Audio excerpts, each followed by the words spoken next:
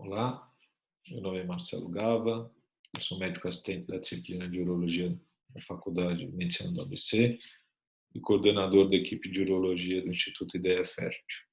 Vou falar para vocês sobre infertilidade masculina, lembrando sempre que a infertilidade nunca é só do homem ou da mulher, a infertilidade é de um casal que está tentando gravidez e após um ano de tentativa de coito desprotegido e com uma frequência mínima de 2 a 3 vezes por semana, principalmente no período fértil, a gente caracteriza, se não conseguir a gravidez, que esse casal tem algum problema de infertilidade, né?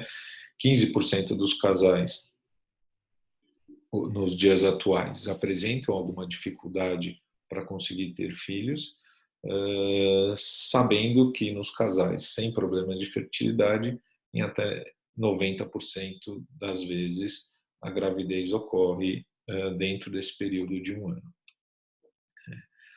A importância de estudar o fator masculino é porque ele está envolvido em até 50% dos casos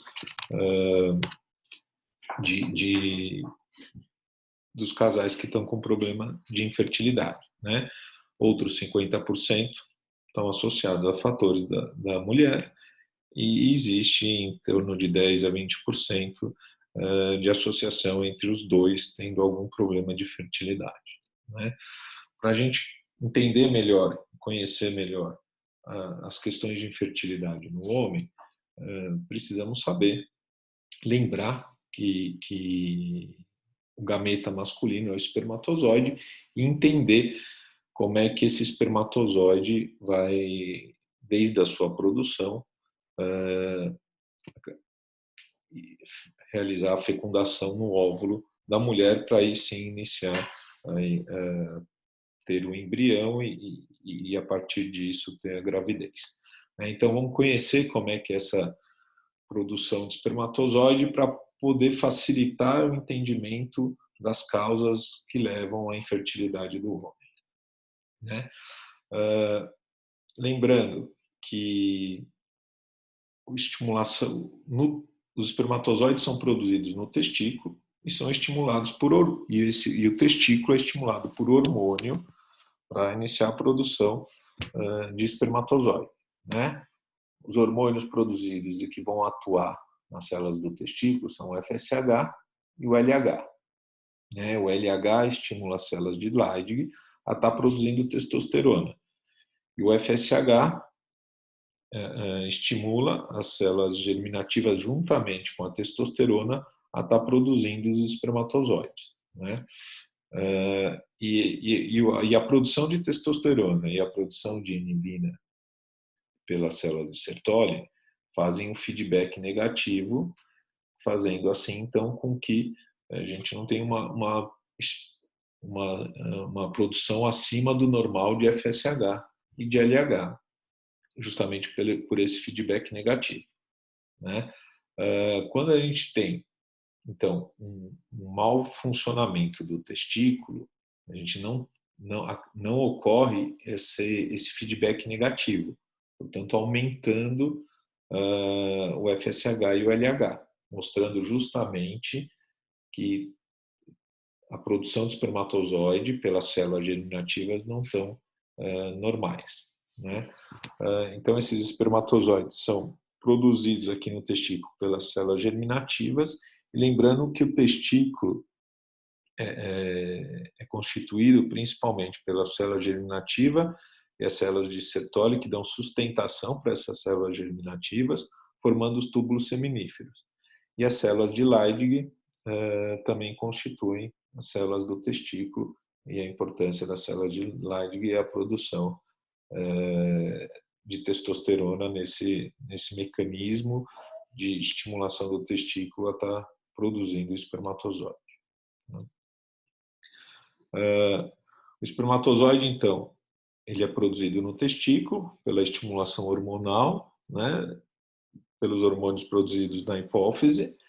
A partir daí, esses espermatozoides eles ganham motilidade dentro do epidídimo e pelo ducto deferente eles são transportados até a região da vesícula seminal, onde durante o processo de ejaculação, né, durante o ato sexual, existe um fechamento do colo vesical e o sêmen então é ejaculado no fundo da vagina, onde ele passa por toda a uretra até ser depositado no fundo da vagina para então ser conduzido aí às trompas para poder fecundar o óvulo, né?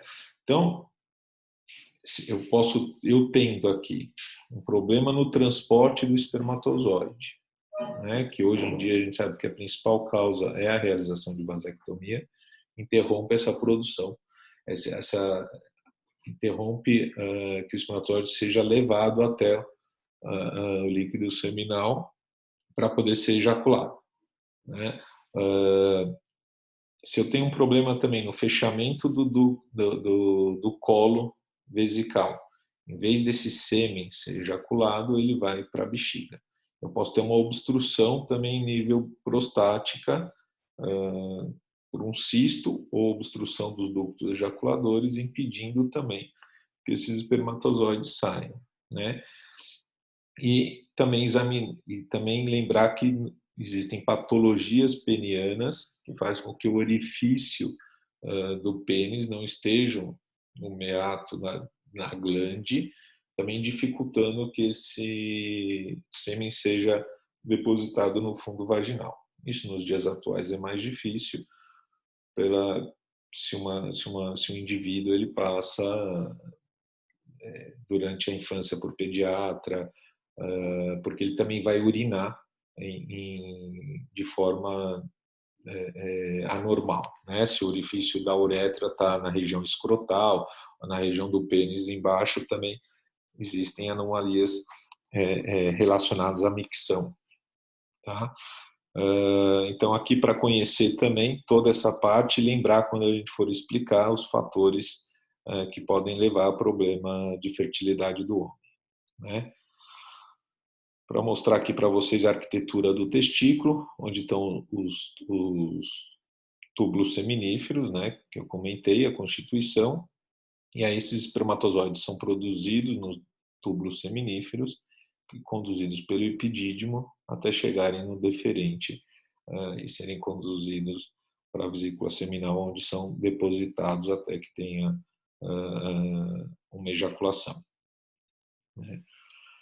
Qual a etiologia da infertilidade? Então, a gente sabendo, tendo esse conceito de como o espermatozoide é produzido e conduzido, a gente divide a etiologia da infertilidade em causas pré-testiculares, né, antes do testículo, da produção de espermatozoides, que é decorrente justamente da integridade do eixo hipotálamo, hipófise gonadal. Causas testiculares, que a gente vai ter uma alteração na espermatogênese, né, na produção de espermatozoide, e causas pós-testiculares, que são obstruções mecânicas ou funcionais na trajetória do espermatozoide até o meio externo. Tá? Então, a gente, quando está investigando o homem, a gente tenta identificar da onde vem a causa da infertilidade, se é pré-testicular, testicular ou pós-testicular. As principais causas de infertilidade que são encontradas são varicocele, que eu vou falar ao final para vocês especificamente de varicocele, infecção, obstrução, criptorquidia. A criptorquidia é quando o testículo não está localizado na bolsa testicular, né, no escroto, problemas hormonais, imunológicos, genéticos e outras causas que a gente não identifica a etiologia da infertilidade. Como que a gente, vou falar para vocês agora como que a gente avalia o homem infértil na tentativa de identificar a causa de infertilidade desse casal, né? É necessária a realização de uma história clínica detalhada, onde a gente vai pesquisar os hábitos, uso de medicamentos, cirurgias e o desenvolvimento durante a infância e o desenvolvimento e o aspecto como está a relação sexual desse paciente, a questão de ereção, de ejaculação, tudo mais. É realizado um exame físico, onde a gente avalia justamente o pênis, o testículo, o tamanho do testículo, e o aspecto do epidídimo, ducto deferente também é importante nessa avaliação. A análise seminal, né, o espermograma, é um dos principais fontes de informação para a gente saber como está essa fertilidade do homem, e exames complementares, exames hormonais ou ultrassom de testículo, ultrassom de próstata, para a gente, dependendo da história e do exame físico e da análise seminal. Tá? Então, nessa avaliação, justamente como eu comentei com vocês, todos os antecedentes, os principais dosagens hormonais que a gente solicita é o FSH, testosterona, LH e prolactina. A prolactina, normalmente a gente utiliza solicita quando existe algum queixa de disfunção sexual no âmbito de desejo sexual, né, diminuição do libido, tá? Porque a gente pode ter um tumor produtor de prolactina, que essa prolactina está aumentada e inibe a produção do FSH e o LH. Se existe essa inibição da produção de FSH e LH, a gente tem uma diminuição na produção do espermatozoide pelo testículo. Né? E lembrar que a infertilidade masculina pode ser resultado de uma condição subjacente ameaçadora de vida. Né? Muitas vezes a gente, durante essa investigação inicial, o exame físico, a gente detecta tumor de testículo, a gente consegue detectar, às vezes, outros tumores, né? Tumores hipofisários, outras anomalias endocrinológicas, que podem trazer outros problemas mais sérios de vida para o paciente. Tá? Análise seminal, espermograma. É uma importante fonte de informação para avaliação do status funcional do testículo. Né? É a principal ferramenta que a gente tem para justamente avaliar se esse homem pode ter ou não algum problema de fertilidade. Né? Lembrar que a composição do sêmen não é só de espermatozoide, não é só de substâncias produzidas no testículo, né, que entram dentro aqui dos elementos figurados. O maior volume do sêmen é produzido pela próstata e pelas vesículas seminais. Tá? A espermatogênese, então, a produção dos espermatozoides, ela inicia a partir mais ou menos dos 13 anos de idade, ocorre aí nos túbulos seminíferos, como eu falei para vocês, pelas células germinativas. O início da espermatogênese, do início até a liberação de espermatozoides maduros e até esses espermatozoides serem ejaculados, dura mais ou menos 70 dias. Né? Então, um novo ciclo da produção de espermatozoide tem justamente essa duração de aproximadamente 70 dias. E a espermatogênese é dividida em fase proliferativa, da célula germinativa até a espermatogônia, fase meiótica, de espermatócitos até espermátide, e a espermiogênese, que é da espermátide até a produção do espermatozoide maduro. Tá? Aqui demonstrando, então, que a célula germinativa é uma célula diploide, onde ocorre duas divisões celulares e depois mais duas meioses, tem a meiose 1 e a meiose 2, até a formação do espermatozoide. Tá? E essa célula germinativa, ela é diferente da célula germinativa feminina, porque de uma célula germinativa, a mulher, durante toda a sua vida adulta, ela produz um óvulo. Essa célula germinativa masculina, ela está constantemente realizando aqui as mitoses e meiose para a formação de espermatozoides. Tá? O que é considerado hoje em dia dentro dos padrões de normalidade, quando a gente vai analisar um espermograma, é o volume de 1,5 ml, um número total de espermatozoide ejaculado maior que 39 milhões de espermatozoide, uma concentração por ml tem que ser maior do que 15 milhões de espermatozoide, uma motilidade maior que 40%, 132% de espermatozoides progressivos rápidos, né? E a morfologia maior que 4%. A forma desse espermatozoide ele tem que ter uma forma normal e maior do que 4% dos espermatozoides tem que ter a forma normal, segundo o critério que o laboratório utiliza, esse padrão de normalidade para analisar a morfologia, né? Então, isso aqui é o parâmetro que a OMS utiliza hoje em dia, mas lembrando que para eles construírem essa tabela de referência, eles utilizaram homens que tiveram filhos durante o primeiro ano, conseguiram engravidar as esposas em menos de um ano de tentativa, né? Só que eles utilizaram um percentil 5 da curva de Gauss para criar essa questão de padrão de normalidade. Quer dizer o que isso?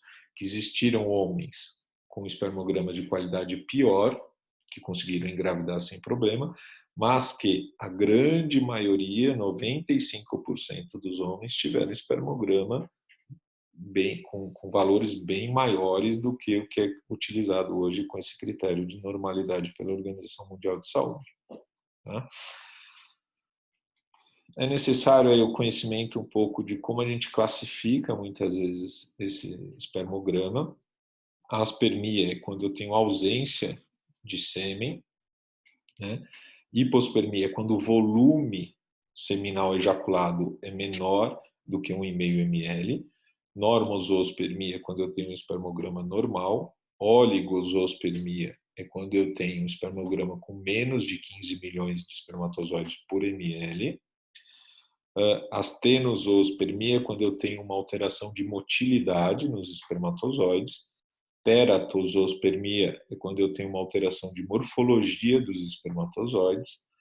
Azoospermia é quando eu tenho ausência de espermatozoides no ejaculado, né? E criptozoospermia é quando eu tenho alguns raros espermatozoides no ejaculado. Lembrando que eu posso ter um espermograma com uma baixa quantidade, uma baixa motilidade e uma baixa morfologia, né? A gente caracteriza esse espermograma como um óligo, asteno, teratozoospermia. Tá? E vou falar para vocês um pouquinho mais específico de azoospermia, porque como hoje em dia, com as técnicas de reprodução assistida, mesmo que a gente não identifique uma causa, a gente não consiga melhorar a qualidade desse sêmen, a gente hoje pode lançar mão de tratamentos de reprodução assistida, né? Inseminação intrauterina, fertilização in vitro e injeção intracitoplasmática de espermatozoide, que vocês já viram ou vão ver mais para frente com a disciplina de ginecologia ou com a disciplina de reprodução humana, tá? Então, não vou me ater a essas técnicas de reprodução assistida, porque provavelmente vocês vão ter isso mais detalhado com essas disciplinas. Tá? Mas o homem, o que mais preocupa no homem, justamente, é quando a gente não encontra nenhum espermatozoide. O que a gente pode fazer quando a gente não encontra nenhum espermatozoide, né?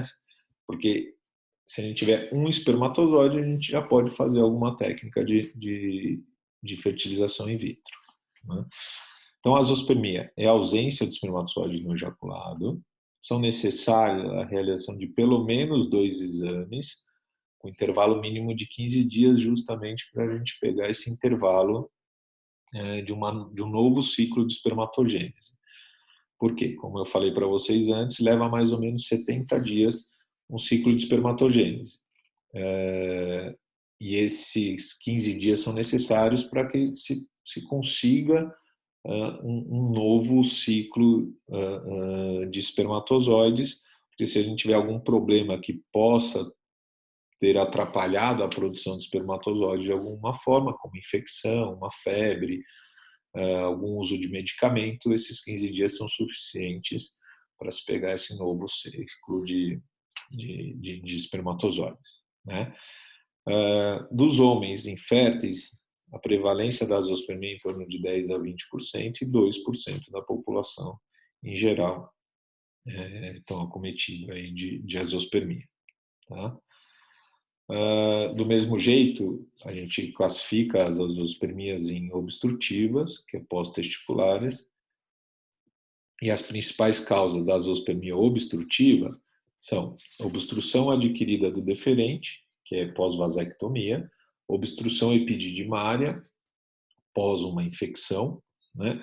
Obstrução do ducto ejaculador, que podem ser por uma infecção prostática, uma prostatite, uma obstrução desse ducto ejaculador, ou por uma compressão extrínseca do ducto ejaculador por um cisto prostático.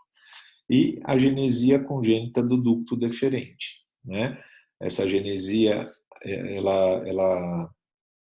a gente diagnostica isso no exame físico, né? Quando a gente vai palpar o testículo e não identifica o ducto deferente ou alguma porção do epidídimo no exame físico. Essa genesia do ducto deferente está relacionada à mutação do gene da fibrose cística. Causas não obstrutivas, né? Ou seja, causas testiculares ou pré-testiculares, né? As pré-testiculares relacionadas ao eixo neuroendócrino e as causas testiculares, anormalidades na espermatogênese, né? Que podem estar relacionadas a alterações genéticas, que é uma das alterações genéticas da microdeleção do cromossomo Y, ou outras causas testiculares, como a varicocele, orquite, pós-torção de testículo, pós-infecção de testículo, que vai levar a deficiência na produção de espermatozoide. Tá? As causas pré-testiculares, né? Podem ser causas congênitas, associadas geralmente a anormalidades fenotípicas, são normalmente síndromes genéticas, síndrome de Kalman, Prader-Willi e outras. Causas adquiridas, a apresentação clínica varia de acordo com a normalidade hormonal encontrada e a etiologia que leva a essa alteração hormonal, né? Normalmente são processos infiltrativos, tumores, trauma e tumores secretores de prolactina, como eu já comentei com vocês. O tratamento dessas causas pré-testiculares é uma reposição hormonal específica que precisa ser realizado aí com auxílio, muitas vezes, de um endocrinologista ou de um urologista com conhecimento no tratamento e reposição hormonal. Tá? Quando a causa é testicular, o que significa que, então, justamente, o testículo não responde à tentativa de estimulação hormonal, né? É uma incapacidade intrínseca de sintetizar testosterona, inimina ou ambos os hormônios. E a ausência de feedback negativo, como eu falei com vocês, portanto, existe um aumento nesses casos de FSH e LH. Então, a gente suspeita de que a causa da infertilidade é testicular quando a gente tem elevação desses dois hormônios, tá? Aí os exemplos, as principais causas são a síndrome de Klinefelter, que é uma causa genética, a microdeleção de cromossomo Y. Portanto, quando se tem uma suspeita de uma infertilidade de causa testicular, com ausência de espermatozoides, ou com uma quantidade muito baixa de espermatozoide, nós devemos oferecer a realização de testes genéticos. Quais são esses testes que a gente pede para o homem infértil? O cariótipo de banda G, que vai identificar síndrome de Klinefelter e outras alterações genéticas, e pesquisa específica de microdeleção de cromossomo Y, que estão associadas à infertilidade masculina, né? Então, esses dois exames são solicitados para pacientes com ausência de espermatozoides e em pacientes que tenham menos que 5 milhões de espermatozoides por ml, que a gente denomina isso como uma oligospermia severa ou grave. Tá? Outros exemplos de infertilidade testicular, varicocele e criptorquidia. O tratamento disso. O prognóstico é variável de acordo com a etiologia. Né? Em algumas causas não adianta que a gente não consegue reverter este caso. E aí tem que tentar ir atrás de algum espermatozoide testicular, por exemplo. Né? E nesses casos, muitas vezes a gente precisa de realização de ICSI quando a gente encontra o espermatozoide nesses pacientes. Né? Azoospermia obstrutiva ou pós-testicular. Né? Normalmente a gente faz o diagnóstico pelo exame físico e a avaliação dos hormônios, né? Se eu tenho um testículo de tamanho normal, ou seja, maior que 20 ml, e gonadotrofinas normais, ou seja, FSH e LH normal, a gente considera a azoospermia obstrutiva até que se prove o contrário. Né? Modo de avaliar esses pacientes com suspeita de azoospermia obstrutiva é pelo volume do ejaculado e pela presença ou não de frutose, que é uma substância produzida aí pela vesícula seminal. Então, quando eu tenho ausência de frutose, me dá suspeita de que existe alguma obstrução da vesícula seminal.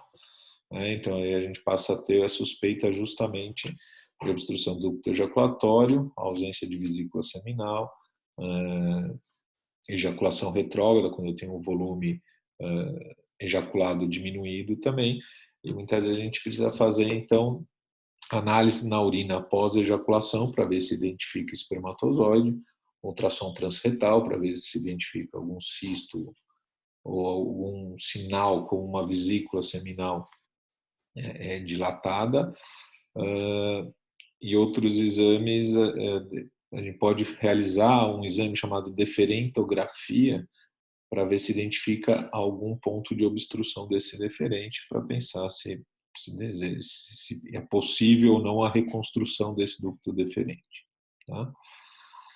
Aqui, falando um pouquinho das alterações genéticas que estão associadas a essa infertilidade, é conhecido que mais ou menos 25% dos homens com azoospermia podem ter alterações genéticas e 16% dos homens com a oligospermia grave também podem ter alterações genéticas. Tá? Vou falar para vocês sobre essas principais alterações genéticas. A alteração mais comum genética identificada é a síndrome de Klinefelter, e que o tratamento para esses indivíduos é tentar achar espermatozoide testicular para poder realização de uma fertilização in vitro, de um ICSI. Né? Microdeleção de cromossomo Y é uma pesquisa genética específica, onde se vai tentar ver se tem essa alteração genética, pode ser em AZFA, B ou C, né? Sendo que a AZFC é a mais comum, alteração identificada, e que tem um melhor prognóstico, ou seja, esses homens às vezes eles produzem um pouco de espermatozoide, nós podemos encontrar esses espermatozoides tanto no ejaculado quanto no testículo. Tá? E o tratamento, então, desses indivíduos com ausência de espermatozoide. Se for obstrutivo, a gente pode tentar reconstruir o ducto deferente. Quando que isso acontece principalmente? São nos homens vasectomizados. Né? Então, a gente faz a reconstrução do ducto deferente. Pode ser realizada a ressecção dos ductos ejaculadores, quando a gente identifica a obstrução desses ductos ejaculadores, e também nos casos de azoospermia obstrutiva, a gente pode ir atrás de recuperação de espermatozoide, tanto no epidídimo quanto no testículo, para a realização então, de injeção intracitoplasmática de espermatozoide no óvulo, como uma terapia de reprodução assistida. Tá? Aqui justamente é só uma foto ilustrativa de como é feita uma reconstrução, né, desse ducto deferente, tá?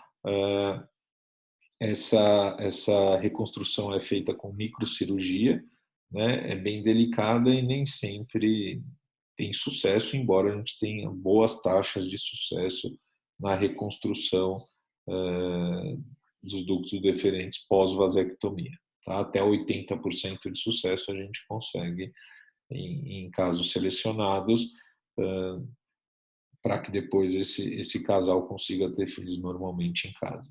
Né? Nas azospermias não obstrutivas, muitas vezes a gente precisa justamente realizar biópsia do testículo, que esse segmento, esse fragmento do testículo é avaliado em laboratório, né? Para quê? Na tentativa de se achar um espermatozoide, né? Porque se eu encontrar um espermatozoide nesse testículo, a gente consegue fazer o INSS. Nesses homens com azospermia não obstrutiva, a gente encontra espermatozoide em até 30, 40% das vezes. Tá? Então, o homem que não tem nenhum espermatozoide não ejaculado, ele ainda pode ter filhos biológicos encontrando espermatozoide no testículo. Tá, ok? Levando, então, para a reprodução assistida. Como eu falei para vocês, eu vou falar agora especificamente sobre varicocele, porque é a principal fator de infertilidade masculina e que existe um tratamento adequado para isso. O que é varicocele, então? É dilatação e tortuosidade das veias do flexo campiniforme, são as varizes testiculares, né? Então, porque a gente tem justamente essa dilatação das veias escrotais, tá?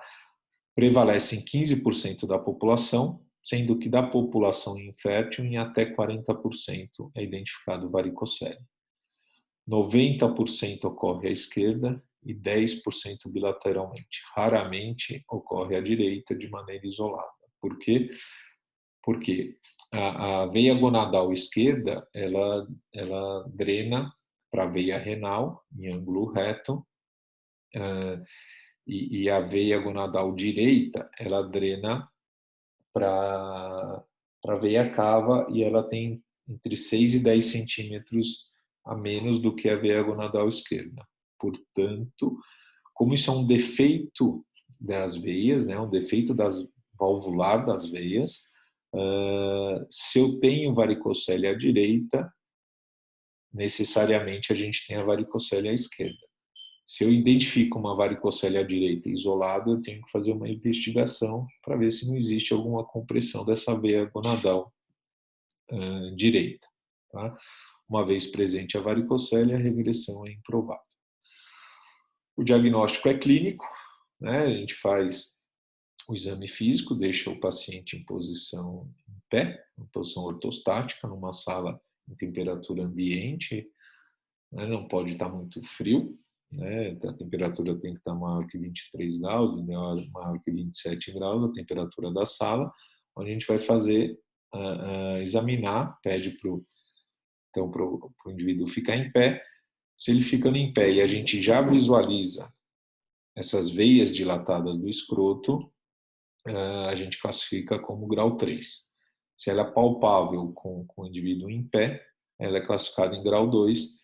E se ela é palpável apenas com a manobra de Valsalva, que é quando a gente aumenta a pressão intraabdominal, a gente classifica como grau 1. Né? Quanto maior o grau, teoricamente, mais severo é a associação da varicocele com a infertilidade. Tá? Embora a gente viu que 15% da população dos homens tem varicocele, nem todos esses homens têm problema de fertilidade. Tá? Por que a varicocele leva à infertilidade? Né? Tá uma associação de lesão e hipotrofia testicular decorrente da varicocele, por quê? Existem algumas hipóteses, né? Refluxo renal e adrenal, onde tem uma deficiência da drenagem sanguínea e um aumento de substâncias testiculares, levando a falha aí na produção de espermatozoide. relacionado ao estresse oxidativo e hipertermia, porque a temperatura escrotal fica mais alta decorrente dessa dificuldade da drenagem venosa e, com isso, como o escroto, como o testículo tem que ficar cerca de 2 graus abaixo da temperatura corporal, por isso mesmo que a própria criptorquidia leva à infertilidade, né? Esse aumento de temperatura pode levar progressivamente a uma deficiência na produção do espermatozoide. Tá? Hipóxia e disfunção hormonal também fazem parte da fisiopatologia aí, da relação da varicocele com a infertilidade. O exame físico, a gente vai avaliar justamente o tamanho do testículo, né? Se tem correlação com o grau clínico, e como eu já falei para vocês, todas as características aqui do exame físico. Tá? Exames complementares, a gente usa em associação o ultrassom Doppler, também para avaliar a presença ou não de varicocele e ajudar na medição do tamanho do testículo, embora o exame clínico é o exame que faz o diagnóstico de varicocele. Tá? Quando que a gente indica o tratamento de varicocele? Né? Quando a gente tem associado a infertilidade masculina, a questão de dor, né? Alguns homens associam a dor à varicocele, né? Mas nem todos os homens melhoram da dor com a cirurgia de varicocele. Portanto, é uma indicação de realização de cirurgia que não está nos guidelines, não estão presentes nas indicações de livro para o tratamento de varicocele, embora exista uma relação de melhora da dor quando operado. E em criança e adolescente é indicado a cirurgia de varicocele quando eu tenho uma diminuição do tamanho do testículo associado, né? Uma simetria testicular, quando o testículo acometido pela varicocele é menor que o contralateral, em torno de 20% do volume do outro testículo. Tá?